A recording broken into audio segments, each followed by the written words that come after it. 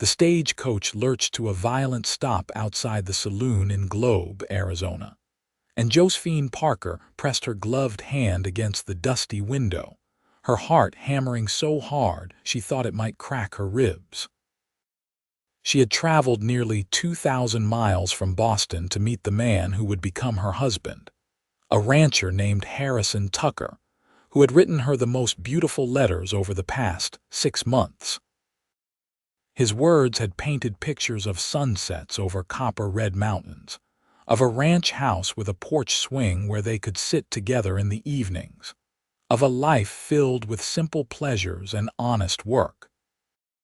She had fallen in love with his words first, then with the idea of him, and now she was about to meet the reality. The driver yanked open the door and offered his weathered hand to help her down.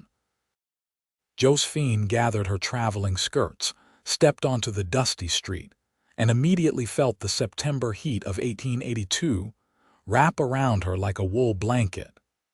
Boston had been cooling into autumn when she left, but here in the Arizona Territory, summer still held the land in its fierce grip. She smoothed her dark blue traveling dress and adjusted her bonnet, aware that every eye on the street had turned to watch the newcomer. A few rough-looking miners stood outside the saloon, their curious gazes making her skin prickle. A woman in a faded calico dress paused in sweeping her porch to stare. Globe was clearly not accustomed to well-dressed Eastern ladies arriving on the afternoon stage. Josephine scanned the faces of the men nearby, searching for someone who might match the description Harrison had given in his letters. Tall, he had written, strong from working the land, dark hair, a scar on his left hand from a branding iron accident. She saw no one who fit that description among the onlookers. Her stomach twisted with anxiety. What if he had changed his mind? What if he took one look at her and decided she was not what he wanted? Then she heard boots on the wooden walkway, heavy and purposeful, and she turned. The man walking toward her was enormous. Not just tall, but broad across the shoulders in a way that made him seem like he could block out the sun. His face was weathered and hard, with a thick beard that covered most of his features, and a scar that ran from his eyebrow down his cheek, disappearing into the dark hair on his jaw. His hat was pulled low, shadowing his eyes, but she could feel the intensity of his gaze even from 20 feet away. He wore dusty work clothes, leather chaps over worn denim, and a gun belt slung low on his hips. He looked dangerous. He looked like every warning her mother had ever given her about the wild frontier had taken human form and was walking straight toward her. This could not be Harrison. Please, God, let this not be Harrison. But he was coming directly to her, his eyes never leaving her face, and Josephine felt the blood drain from her head. The street tilted sideways. The hot Arizona sun suddenly felt very far away, and the last thing she heard before darkness took her was the driver shouting, "Madam, madam, are you all right?" When consciousness returned, she was being carried. Strong arms held her against a chest that felt like solid oak, and she could smell leather, sweat, and something else, something that might have been soap or shaving cream. She heard a low voice, rough as gravel but somehow gentle, speaking close to her ear. "I have got you. Do not be afraid." "I will be gentle, I promise." Josephine's eyes fluttered open. She found herself looking up at the scarred face of the giant man, and this close she could see his eyes. They were gray, like a winter sky, and filled with concern. His beard could not quite hide the worried set of his mouth. He was carrying her like she weighed nothing, moving with surprising grace for such a large man. "Put me down," she whispered, mortified. "Please, I can walk." "You fainted dead away," he said, not slowing his stride.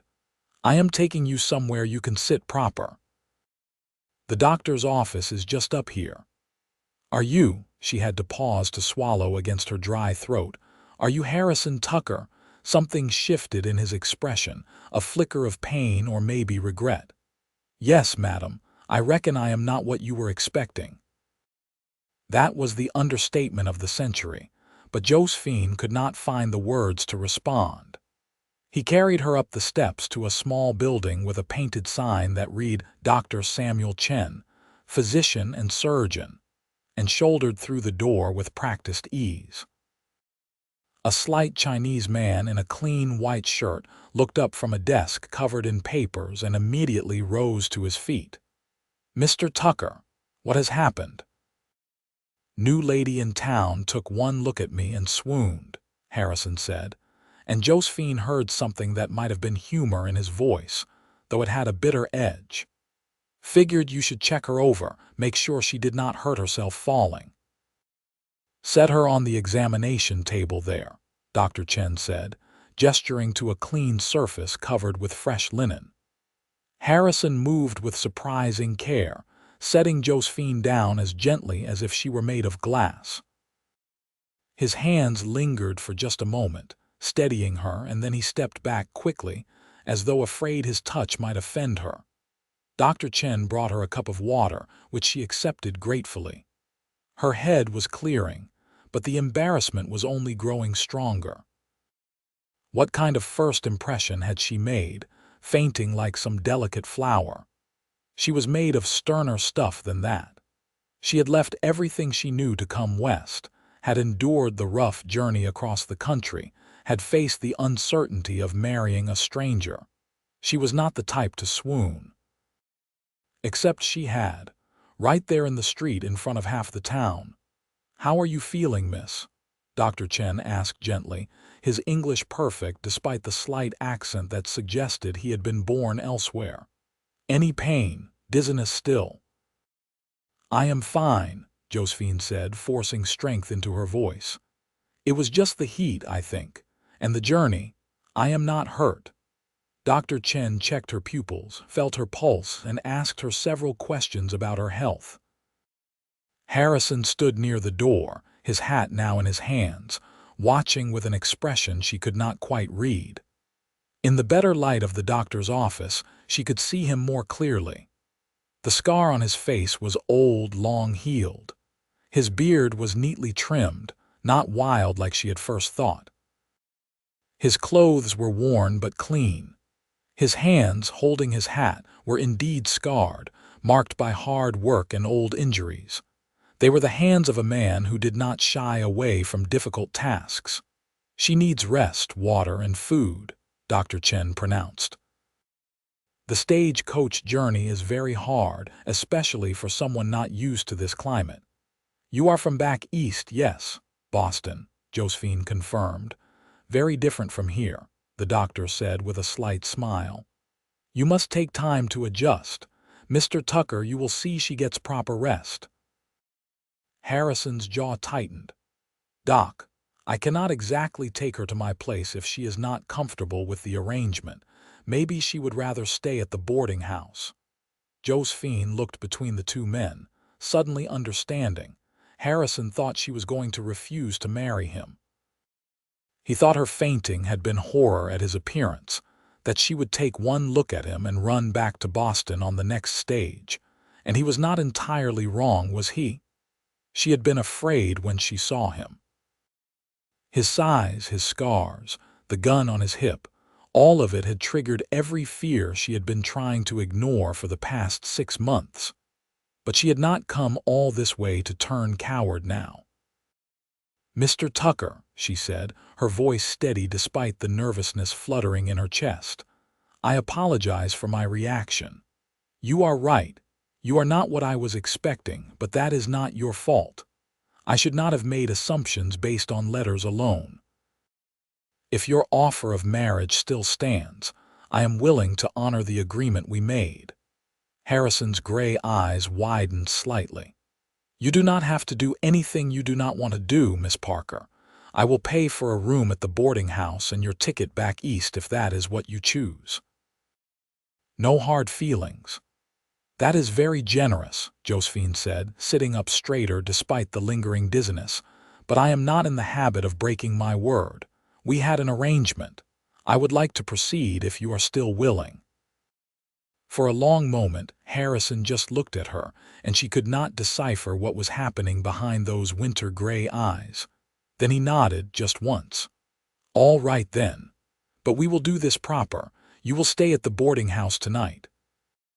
Tomorrow, if you still feel the same way, we can see the preacher. That gives you time to be sure." "That is fair," Josephine agreed, relief and anxiety warring inside her. Harrison paid Dr. Chen and collected Josephine's trunk from the stage depot. He carried it easily, despite its considerable weight, and led her down the dusty street to a 2-story building with a sign that read, "Mrs. Sullivan's Boarding House." A plump woman with iron-gray hair came bustling out when they entered, her sharp eyes taking in Josephine's fine dress and pale face. "Harrison Tucker, what have you dragged in here?" she demanded, but there was affection in her tone. "My bride-to-be, Mrs. Sullivan. Miss Josephine Parker from Boston. She needs a room for tonight and some decent food if you have got it." Mrs. Sullivan's entire demeanor changed. Her face broke into a wide smile and she clasped her hands together. "A bride? Oh, Harrison, you finally did it. Come in, dear, come in. You look exhausted. When did you last eat? I have got stew on the stove and fresh bread just out of the oven." The next hour passed in a blur of activity. Mrs. Sullivan showed Josephine to a clean, simple room on the second floor, helped her out of her dusty traveling clothes and into a fresh dress, and then practically force-fed her 2 bowls of hearty stew and 3 slices of bread with butter. Harrison sat at the kitchen table, eating his own meal in silence, speaking only when directly addressed. Josephine noticed how Mrs. Sullivan treated him with easy familiarity, teasing him gently about finally settling down, asking about his ranch, mentioning neighbors and townsfolk with the assumption that Josephine would soon know them all. When the meal was finished, Harrison stood and retrieved his hat. "I will be back tomorrow morning, Miss Parker. 9 o'clock if that suits you. That gives you the evening and night to think things over." 9 o'clock will be fine," Josephine said. He nodded to her, thanked Mrs. Sullivan for the meal and left. Through the window, Josephine watched him walk down the street, his broad shoulders silhouetted against the setting sun. He moved like a man used to being alone, she thought. Like a man who did not expect much from the world. Mrs. Sullivan came to stand beside her. "You could do worse, dear. I know Harrison looks a bit rough, but he is one of the good ones. Had some hard luck in his life, that is all. Lost his parents when he was barely 16, raised his younger sister on his own until she got married and moved to California. Built that ranch from nothing. Never causes trouble, always pays his debts. He does not talk much, but when he gives his word, you can trust it." "How did he get the scar?" Josephine asked quietly. Mrs. Sullivan sighed. "That happened about 5 years back. He was helping the sheriff track down some cattle rustlers. There was a fight, shots fired. Harrison took a bullet that was meant for the sheriff's deputy, nearly died from it. The scar on his face is from where he fell and hit a rock. The doctors said it was a miracle he survived at all." Josephine felt something twist in her chest. A hero's scar, then. Not a mark of violence, but of sacrifice. Why did he not mention that in his letters? She wondered aloud. "Probably because he does not think it matters," Mrs. Sullivan said. "Harrison is not one to brag or seek credit. He just does what needs doing and moves on." That night, lying in the narrow bed in the boarding house, Josephine stared at the ceiling and tried to organize her thoughts. She had expected someone ordinary, someone simple and kind. Instead, she had found someone complex, someone marked by life and hardship. Harrison Tucker was not the comfortable choice. He was not easy or familiar, but he had carried her with gentleness despite his size and strength. He had given her an escape route, even though it must have cost him pride to do so. He had promised to be gentle. She believed him. The next morning, she woke early and dressed in her best gown, a deep green silk that brought out the gold flecks in her hazel eyes. She arranged her auburn hair carefully, pinning it up in a style that was fashionable but not overly elaborate. When she looked at herself in the small mirror, she saw a woman who looked far more confident than she felt. At precisely 9 o'clock, she heard boots on the stairs and then a knock on her door. When she opened it, Harrison stood there in clean clothes, his beard freshly trimmed, his hat in his hands. He had clearly made an effort, and that touched her more than she expected. "Miss Parker," he said formally. "Have you had time to think?" "I have," she said. "My answer is the same as yesterday. I will marry you, Mr. Tucker, if you will have me." Something like relief flickered across his face. "Then let us go see the preacher." The church was a simple wooden structure at the end of the main street. The preacher, Reverend Matthews, was a kindly man in his 60s who seemed delighted to perform a wedding on such short notice. Mrs. Sullivan came to serve as witness, along with Dr. Chen and the sheriff, a grizzled man named Tom Walker, who clapped Harrison on the shoulder and told Josephine she was getting a good man. The ceremony was brief and simple. Harrison's voice was steady as he spoke his vows, his gray eyes serious and intent. Josephine's voice shook only slightly as she promised to love, honor, and cherish. When Reverend Matthews pronounced them husband and wife, Harrison leaned down and pressed a chaste kiss to her forehead, his beard soft against her skin. "Thank you," he whispered, so quietly only she could hear. They signed the register, accepted congratulations from the small gathering, and then Harrison helped her up onto a wagon that waited outside. Her trunk was already loaded in the back, along with supplies he had apparently purchased that morning. "The ranch is about an hour north of town," he explained as he took up the reins. "It is not fancy, but it is solid. I have got cattle, some horses, chickens, a good well for water. I built the house myself 5 years back." As they drove out of Globe, following a rough track that led into the hills, Josephine tried to take in everything at once. The landscape was harsh and beautiful, all red rock and scattered juniper trees, mountains rising in the distance. The sky was impossibly blue, stretching from horizon to horizon without a cloud in sight. It was nothing like Boston, with its cobblestone streets and brick buildings and the ocean always nearby. This was a different world entirely. "You miss it?" Harrison asked suddenly. "The East?" "I have not had time to miss it yet," Josephine said honestly. "Ask me again in a few months." "Fair enough." He was quiet for a moment, then added, "I know this is not what you signed up for. The letters I wrote, they were true, but they probably did not give you the full picture. I am not good with words, and I am even worse at talking in person. I spend most of my time alone with the cattle and the land. I am probably going to be poor company compared to what you are used to." "Mr. Tucker," Josephine said, "I did not come here expecting a social whirlwind. I came here because I wanted a different life than the one I had in Boston. I wanted space and possibility and a chance to build something meaningful. Your letters suggested you wanted the same thing. Was I wrong?"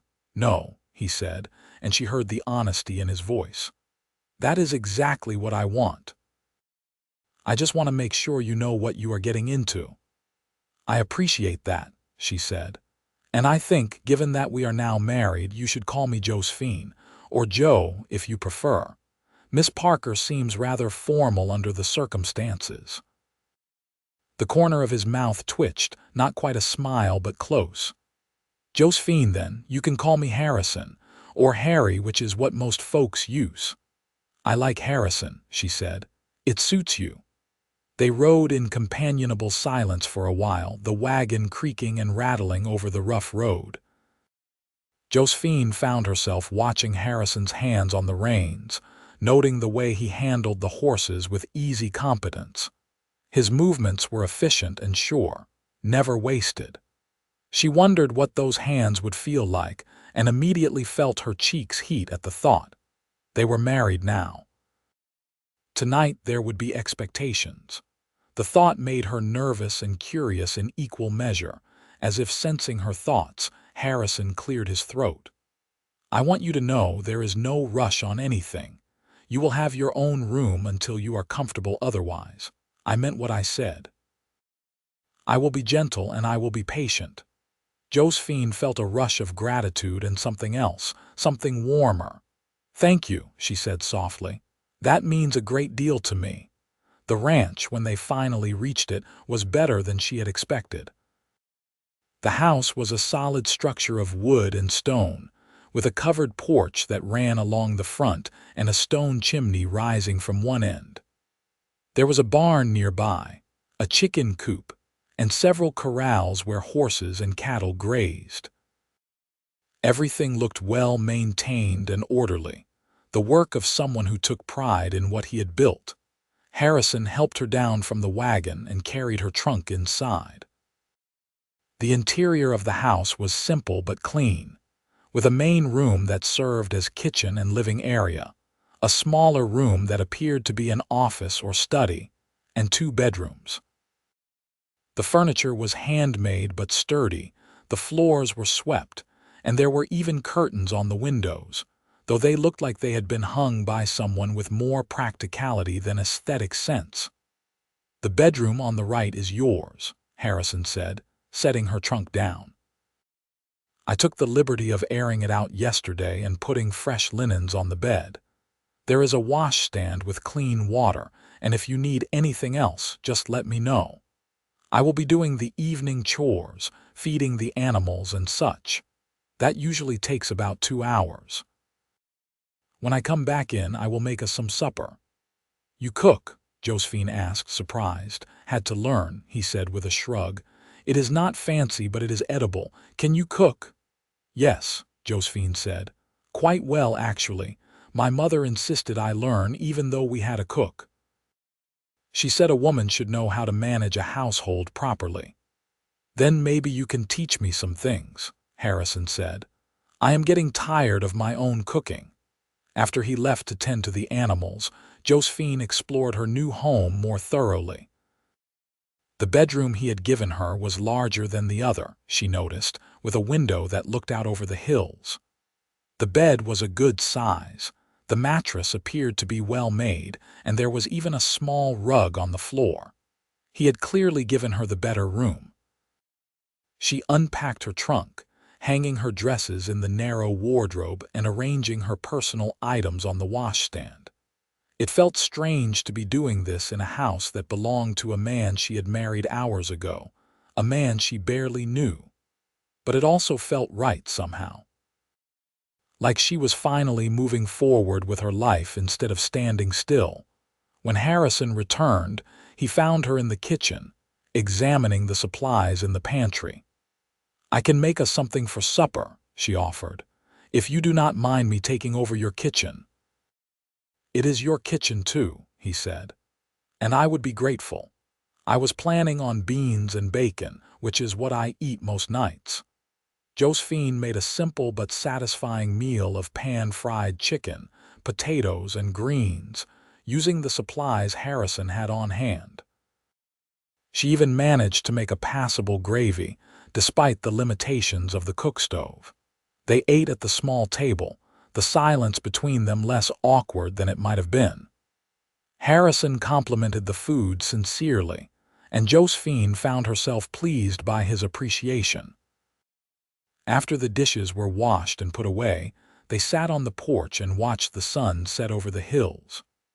The sky turned incredible shades of pink and orange and deep purple, colors that seemed impossible until you saw them with your own eyes.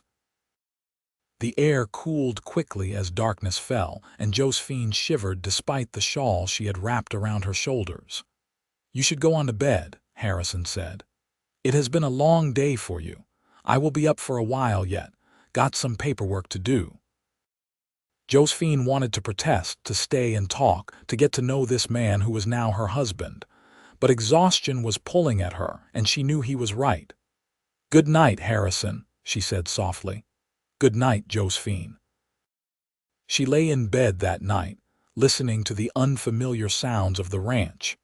The house creaked and settled. Animals called in the distance. And somewhere in the other room she could hear Harrison moving around, the scratch of a pen on paper, the soft thud of a book being set down. She fell asleep to those sounds, feeling safer than she had expected to feel in this strange new place. The days that followed developed into a pattern.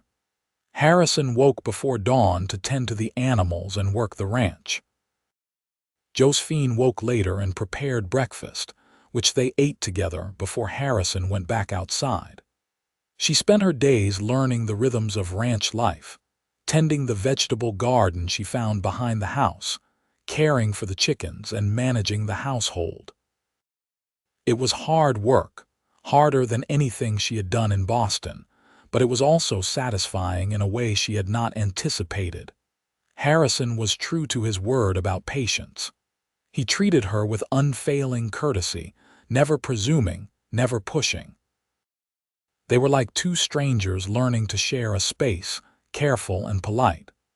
But slowly, gradually, they began to relax around each other. She learned that he took his coffee black and strong, that he had a habit of running his hand through his hair when he was thinking, that he read books in the evening, surprising her with the breadth of his interests. He had books on animal husbandry and ranching, but also poetry and philosophy and history. He was self-educated, he explained, having had little formal schooling. He learned that she sang while she worked, that she had a talent for mending and could repair torn clothing almost invisibly, that she missed the ocean but was beginning to love the mountains. She told him about Boston, about her family, about why she had chosen to come west. "My father died 3 years ago," she explained one evening as they sat on the porch after supper. "He left debts that we did not know about. My mother and I lost our home. We moved in with my aunt, who made it very clear we were a burden. I was expected to marry my cousin, a man twice my age who drank too much and had wandering hands. When I refused, my aunt told me I would have to find my own way. I saw an advertisement for mail-order brides, and it seemed like an answer to prayer." Harrison was quiet for a long moment. Then he said, "I am glad you refused your cousin, and I am glad you answered my advertisement. I know this is not an easy life, but I will do my best to make sure you never regret coming here." 3 weeks after their wedding, things began to shift. Josephine had been gathering eggs one morning when she heard shouting from the direction of the barn. She dropped the basket and ran, her heart pounding, and found Harrison struggling with a horse in the corral. The animal was wild-eyed and panicking, and as Josephine watched, it reared up and struck out with its hooves. Harrison dodged, but not quite fast enough. A hoof caught him on the shoulder and he went down hard. Josephine did not think. She climbed the fence and ran into the corral, positioning herself between Harrison and the horse. "Easy," she said in a firm, calm voice. "Easy now. Nobody is going to hurt you." The horse tossed its head, nostrils flaring, but something in Josephine's voice or manner seemed to reach it. She kept talking, kept her movements slow and steady, and gradually the horse calmed. When it was standing still, breathing hard but no longer panicking, she slowly backed away toward Harrison. He was sitting up, holding his shoulder, his face pale beneath his beard. "That was foolish," he said through gritted teeth. "That horse could have killed you." "You are welcome," Josephine said tartly, kneeling beside him. "Can you stand?" Together they made it out of the corral and into the house. Josephine helped him remove his shirt, trying not to stare at the expanse of his chest and the muscles in his arms. There was already a dark bruise forming on his shoulder, but nothing appeared to be broken. She made a cold compress and insisted he sit still while she tended to him. "Where did you learn to handle horses like that?"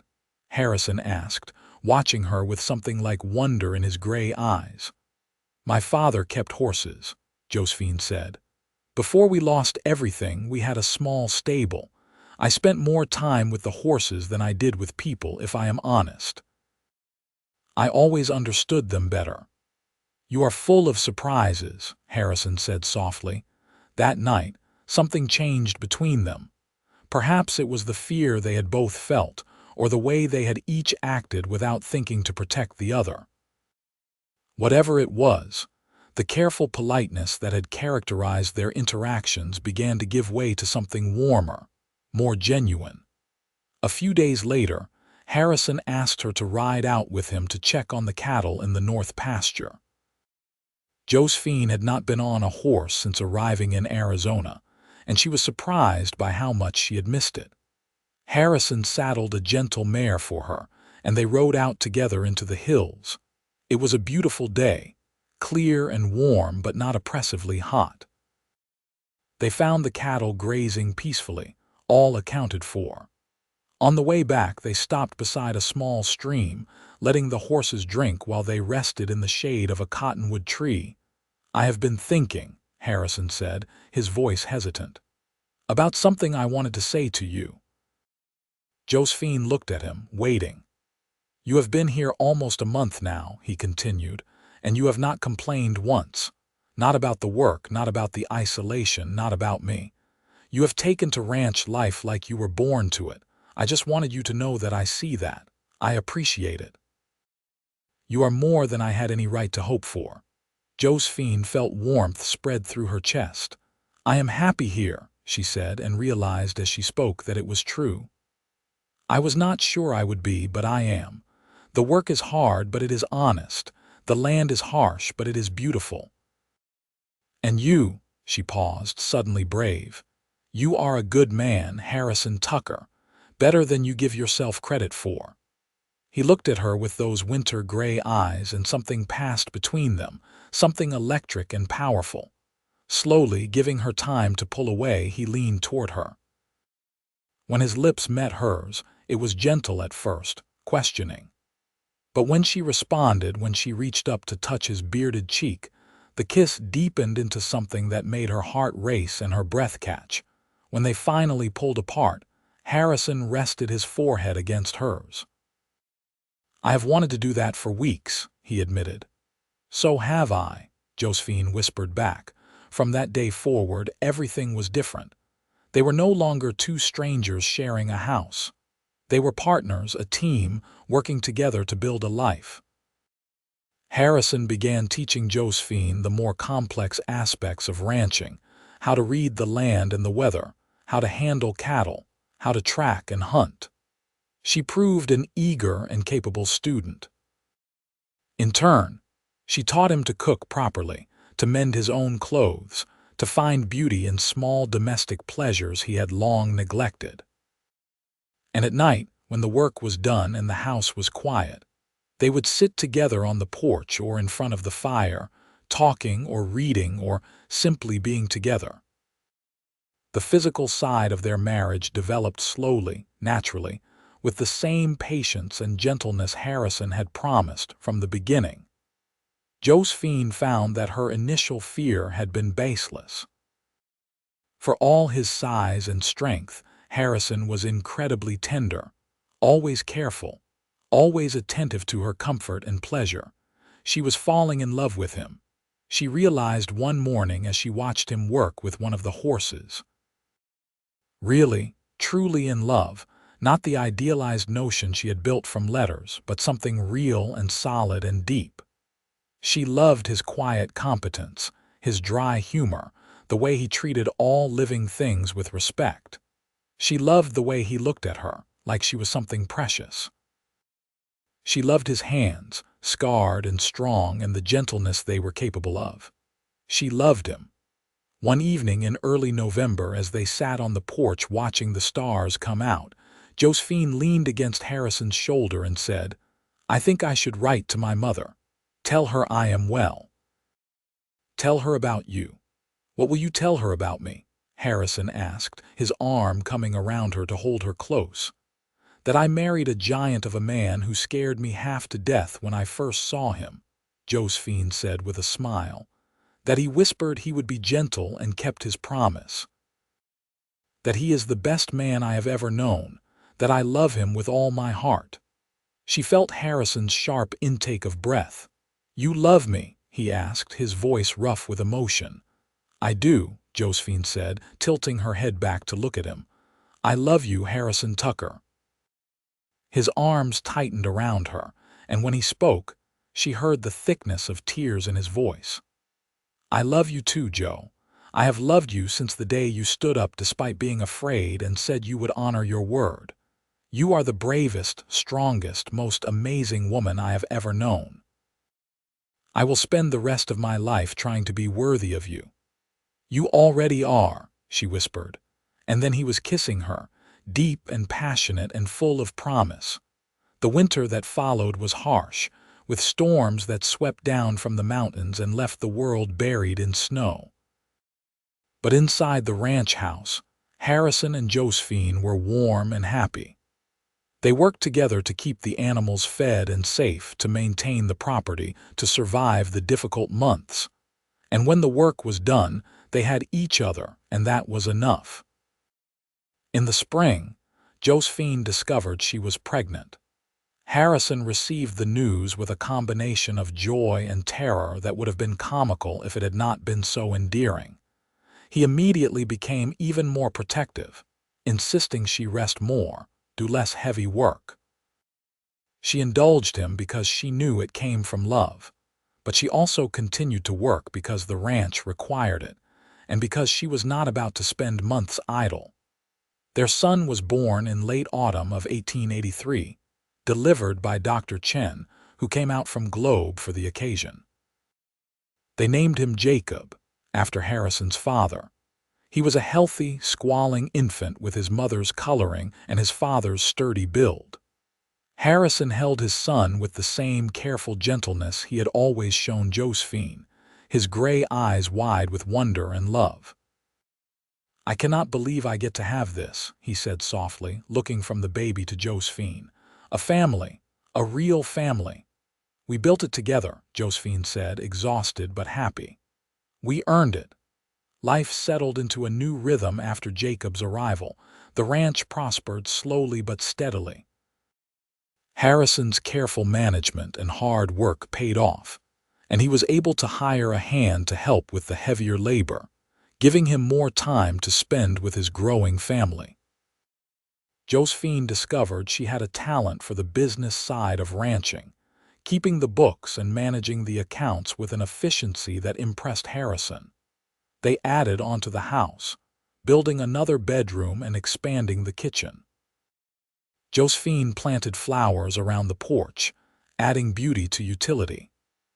They acquired a dog, a loyal cattle-dog mix who followed Harrison everywhere and tolerated Jacob's toddler attentions with patient good humor. 2 years after Jacob, they had a daughter, named Margaret after Josephine's mother. She was a tiny, delicate thing, completely unlike her sturdy brother, and Harrison was utterly besotted. Josephine often found him simply staring at his daughter while she slept, as if he could not quite believe she was real. The years passed, marked by the seasons and the rhythms of ranch life. Drought years and good years, hard winters and mild ones, losses and triumphs. Through it all, Harrison and Josephine faced everything together, their love deepening with each challenge they overcame. They became pillars of the Globe community. Harrison served as sheriff for a term when Tom Walker retired, though he was glad to hand the badge to someone else after a few years. Josephine started a school in town, teaching the children of miners and ranchers 3 days a week. They made friends, built connections, became part of the fabric of the territory. When Arizona became a state in 1912, they celebrated with the whole town. Jacob was grown by then, working the ranch with his father and courting a sweet girl from a neighboring property. Margaret was teaching at her mother's school, bright and educated and determined to make her mark on the world. Harrison and Josephine stood on their porch that February night, watching fireworks light up the sky over Globe, celebrating statehood. They were older now, marked by time and weather and life. Harrison's beard was more gray than dark, and Josephine had lines around her eyes from years of squinting into the sun. But when Harrison took her hand and squeezed it gently, she felt exactly as she had that day by the stream when he had kissed her for the first time. "You ever regret it?" Harrison asked softly. "Answering my advertisement, coming out here?" Josephine looked at him, at this man who had been a frightening stranger and had become the center of her world. She thought of everything they had built together, the life they had created from nothing but hope and hard work and love. "Not for a single moment," she said. "You promised me you would be gentle.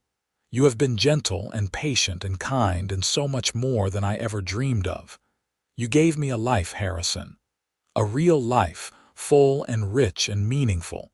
How could I ever regret that?" He pulled her close, and she rested her head against his chest, hearing the steady beat of his heart. They stood like that for a long time, watching the celebrations, surrounded by the evidence of the life they had built together. Jacob married his sweetheart that spring, and by Christmas of 1912, Harrison and Josephine became grandparents to a healthy grandson. They named him Harrison, after his grandfather, and the older Harrison wept openly when he held the baby for the first time. Josephine watched her husband cradle their grandchild with the same infinite gentleness he had shown when holding their own children, and her heart swelled with love for this man who had so much tenderness beneath his rough exterior.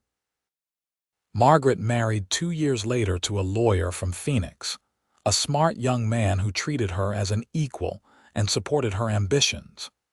She continued teaching even after marriage, breaking with tradition, but doing so with her parents' full support. Harrison had always told his daughter she could be anything she wanted, and he meant it.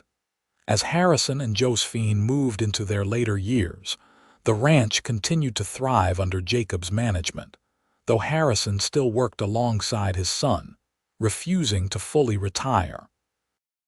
"I will rest when I am dead," he told Josephine whenever she suggested he slow down, but his tone was affectionate, and she knew better than to push.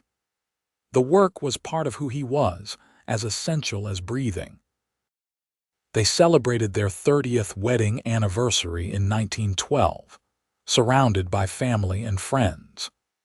Mrs. Sullivan, now ancient and frail but still sharp as a tack, attended and told anyone who would listen that she had known from the beginning that Harrison and Josephine were meant for each other. Dr. Chen, retired but still active in the community, toasted their health and happiness. Even Reverend Matthews, now in his 90s, came to offer his blessings. At the end of the celebration, when everyone had gone home and the house was quiet, Harrison and Josephine sat on their porch, just as they had done countless times over the years. The porch swing he had promised in his very first letter now existed, handmade and sturdy, and they sat in it together, swaying gently in the cool evening air. "I have been thinking about those letters I wrote you," Harrison said, "before you came. I was so worried they were not good enough, that I would not be able to express what I meant. I almost did not send them at all." "I am very glad you did," Josephine said, squeezing his hand. "I wanted to tell you something I never managed to put into words back then," Harrison continued. "Something I have thought about over the years but never quite knew how to say." "What is it?" Josephine asked softly. "When I wrote those advertisements, when I sent out those letters, I was looking for someone to share the work with," Harrison said slowly. "Someone to help manage the ranch, to not be alone anymore. I thought that was what marriage would be, a practical arrangement. I never expected love. I did not think I was the kind of man who got that." He paused, and Josephine waited, knowing he needed time to find the words. "But you taught me different," he continued. "You taught me that love is not something you are given or not given based on what you deserve. It is something you build together, day by day, choice by choice. You chose me, even when I scared you. You kept choosing me every day through everything. And I chose you right back. We built this love, Joe. We made it real. And it is the greatest thing I have ever done." Tears slid down Josephine's cheeks. After 30 years, this man could still make her cry with the depth of his feeling. "I love you," she whispered. "I will love you until my last breath and beyond." "And I love you," Harrison said. "You are my heart, Joe. You always have been." They sat together on the swing, holding hands, watching the stars come out over the Arizona landscape they both loved. The air was cool and sweet, filled with the scent of the flowers Josephine had planted and the earth Harrison worked. In the distance, they could hear cattle lowing, horses moving in the corral, the normal sounds of ranch life. Inside the house, evidence of their children and grandchildren was everywhere: photographs on the walls, toys in the corners, the accumulation of a life fully lived. As the moon rose, casting silver light over the land, Harrison began to hum softly, a tune Josephine recognized from years ago. She joined in, and their voices, worn by age but still strong, rose together in the quiet night.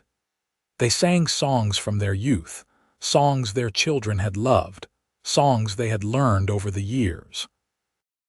They sang until their voices grew tired, and then they simply sat in comfortable silence, content in each other's presence. The years continued their inevitable march. More grandchildren came, and then great-grandchildren. The ranch expanded and modernized, though it always retained the essential character Harrison had given it.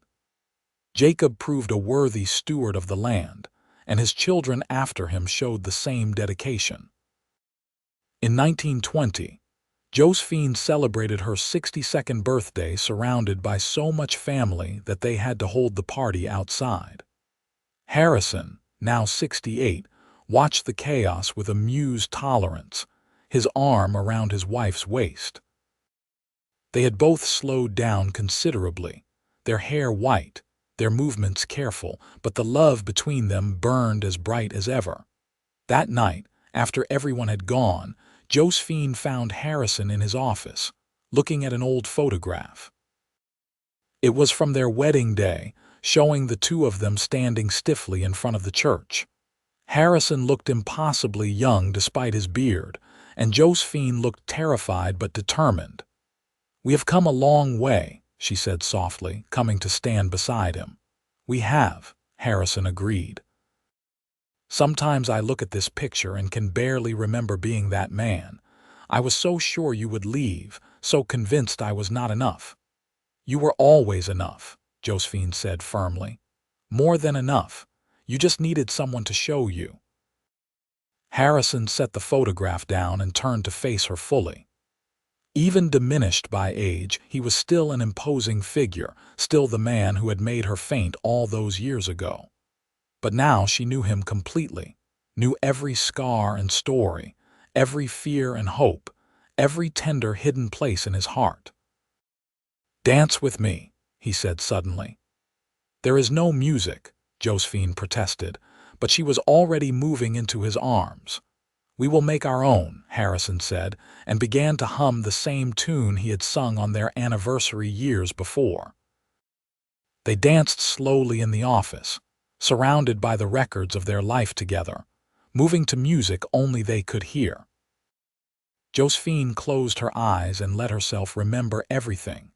The fear of that first meeting, the gentleness of his promise, the slow building of trust and then love, the years of work and joy and struggle, the family they had created, the life they had built. It was a good life, she thought. A very good life. The following spring, Harrison fell ill. It started as a cough that would not go away, progressed to weakness and fatigue. Dr. Chen's successor, a young woman who had trained back east, diagnosed pneumonia and did what she could, but Harrison's age worked against him. He spent weeks in bed, weak and feverish, while Josephine sat beside him and refused to leave. In his lucid moments, Harrison would reach for her hand and hold it tight. "I am not afraid," he told her. "I have lived more than I ever thought I would. I have loved and been loved. I am ready." "I am not ready," Josephine said fiercely. "I am not ready to let you go." "You are the strongest person I know," Harrison said softly. "You will be fine. You will have the family around you. You will not be alone." "I will be without you," Josephine said. "That is a kind of alone I never wanted to know." Harrison improved slightly over the next few weeks, enough to sit up and take solid food, enough to receive visits from his children and grandchildren. But they all knew he was not recovering, merely holding steady. He was tired. Josephine could see it. After 69 years of hard living, his body was ready to rest. One evening in May, as the sun set in a blaze of color that rivaled any they had seen, Harrison asked Josephine to help him out to the porch. She got Jacob to assist, and together they settled Harrison in his favorite chair, wrapped in blankets despite the warm evening. The whole family gathered, sensing something important was happening. They filled the porch and the yard, 3 generations of Tuckers, all of them bearing some mark of the man who sat quietly watching them. Harrison's eyes moved from face to face, and Josephine saw satisfaction there and peace. "I want to tell you all something," Harrison said, his voice weak but clear. "I was not supposed to have any of this. I was just a kid who lost everything trying to make something of nothing. The ranch, the family, all of it, I built it from dust and hope. But none of it would have mattered. None of it would have meant anything without your grandmother." He reached for Josephine's hand, and she gripped it tight, tears already streaming down her face. "She took a chance on a stranger," Harrison continued. "She came halfway across the country to marry a man she had never met. And when she saw me, saw all of this," he gestured vaguely at his scarred face, his large frame, "she fainted dead away. I thought that was the end before it started, but she got back up. She kept her word. And then she did something miraculous. She loved me. This fierce, brave, brilliant woman loved me, and because of that love I got all of you. Every single one of you is here because she chose not to run away, because she chose to stay, because she chose to build a life with me." The family was silent, many of them crying openly now. "Take care of each other," Harrison said. "Love each other fiercely, be brave like your grandmother, be gentle when you can, strong when you must. And remember that family is not just blood. It is choice. Choose each other every day. That is the secret to everything."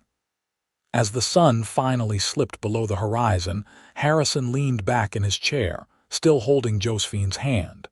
His breathing was labored but steady. The family stayed late into the evening, talking softly, sharing memories, saying their goodbyes. Harrison passed away peacefully 3 days later, with Josephine beside him, holding his hand just as she had held it through their entire life together. His last words were, "Thank you for choosing me." The funeral was the largest Globe had ever seen. People came from all over the territory to pay their respects to Harrison Tucker, the rancher who had built something from nothing, the man who had served his community with honor, the husband and father and grandfather who had loved his family with quiet devotion. They buried him on the ranch, on a hill overlooking the land he had worked for 50 years, under a sky as wide and blue as the one that had greeted Josephine when she first arrived. Josephine stood at the grave after everyone else had gone, looking at the simple headstone that bore her husband's name and the dates of his life. She thought about the promise he had made her that first day, when she had fainted at the sight of him and woken in his arms. "I will be gentle, I promise." He had kept that promise every day of their marriage, through good times and hard times, through joy and sorrow. He had been gentle with her heart, gentle with their children, gentle with the land and the animals and everyone he encountered. His sighs and scars had hidden the tenderness of his soul, but Josephine had been privileged to know it fully. "I love you," she whispered to the wind.